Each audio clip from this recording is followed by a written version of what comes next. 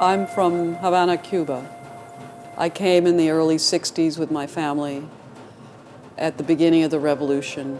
I had an uncle who had to get out because he was anti-Castro and had to get out very quickly because they were after him. He was an engineer in Cuba.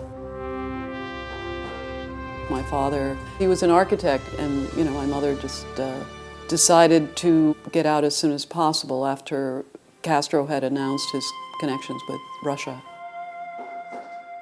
We landed in Connecticut in 1962. My uncle had landed a job there and had gotten his family out. So at least there was some family here. And I didn't go back till 40 years later. But otherwise, grown up very much in New England.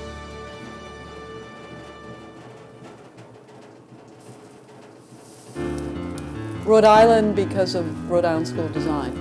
I got a scholarship to go there. And then met my husband. We had loved what we had seen of southern Rhode Island when we used to drive home to Connecticut when we were at school, and found this place which was unfinished and needed a lot of work, but we figured we could manage the work and it would give us what we needed.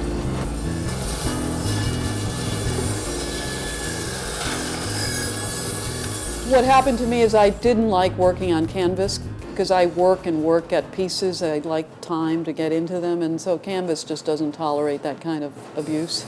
And so then I started working in wooden panels. I started realizing, well, if it's wood, I don't need to make it square. Why don't I just make what I'm doing other shapes? And as I started shaping the wood, I realized that it was becoming very sculptural. And then we moved here, and I started really working with power tools because we had to finish the house, And I became very competent with power tools. It was a whole other awakening. Also the forest and the land here, I would find these amazing natural elements that I would drag back to the studio, and then pieces would just come from them. I stopped thinking of what I had to do. The piece, whatever I found, began to give me the vision. So it was just a total transformation that happened because of grounding myself in this landscape.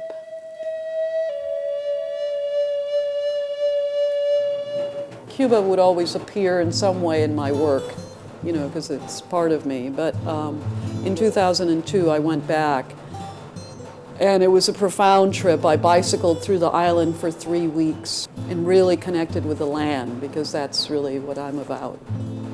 By bicycling, I was really in with the people, and it was a terrific way to really reconnect. It's a little island that casts a huge shadow in the world.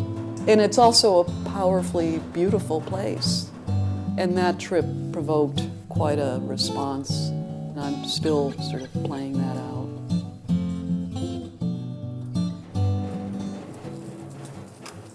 I realized it wasn't just about me working alone in the studio. Part of that happened because I had to get very political. I had a censorship happen to me. I made a piece that was very strong called Gaia, a root that I brought in from the forest. Then I added these adobe legs, and it almost looked like the earth giving birth. It was a very powerful piece. Very gladly, the curator accepted it. And then I get a call 2 days later. The dean has put a screen around your sculpture. So I said, I have to pull the piece, and I'm going to go to the press. This is censorship. I did go public, and it went national news. The piece eventually went to the National Museum of Women in the Arts. And I realized if you're going to make work that you care about and is important, I have to become very politicized. I have to become very public. And a part of my work is really about bringing this message about, we are part of the natural world, it's part of us, reconnect into active dialogue with communities. So I've devoted much of my time as an artist to doing that.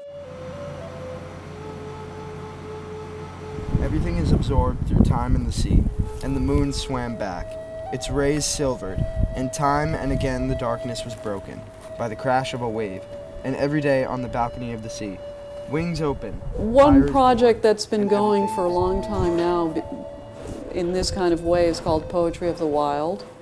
And that began when I was artist in residence for the Wood-Pawcatuck Watershed Association. Their mission is to connect people to the watershed and make them realize that it's not just the water that has to be protected, but the land too, because whatever feeds into the water, if there's toxins on land, they're going to get into the river. I decided, I'm not going to go in with a preconceived idea. I'll walk the land and see what the land is telling me. And then what I really began to notice was there was a lot of garbage that people left on the trails. I began to think, how do you turn slobs into poets? How do you make people thoughtful out here? A few days further in, I saw a lot of birdhouses that people had up. And I thought, that's a nice gesture that we make. These two ideas merged, and I thought, why not take the idea of a simple birdhouse? You put a poem inside, you make it so you can open, put a journal in it, and I'll have the community help make these things. I can get Boy Scouts, I can get students, I can get other people who are not necessarily artists involved. And so that's what happened. We had first project had 12 boxes that were put up through the trails, and the community involvement was incredible. The poetry box becomes an excuse for larger engagement with other partners. And it's not just about the making of the boxes. So the template worked. Other communities invited me, and it just kept playing out. So every year I learn something new about a new place. It stays up 3 to 4 months. So it's a temporal project. It also always justifies what I believe strongly, that art is not just something for the elite, that it's a necessary, almost spiritual element. And you see that very actively in indigenous populations. You'll see extraordinary dance rituals and mass making, etc., because they're animated by the place they live in, and that animation comes out through art. I still need to maintain the studio work. For me, this work is like the meditation that keeps me centered. It's like me coming into the studio and playing my cello. And the community work is really about me working in orchestra. That's what you do. You don't do this by choice. It's one of these things that chooses you, as you know, if you're an artist for any long period of time. It's not about a career choice. It really is about, you have to do it. No matter what, it just, when I don't do it, I get sick, I sort of realize I'm not being what I was put on this planet to be, but it's not an easy road. But I think artists, that's what you do, is connect, communicate what other people aren't seeing, because you see it.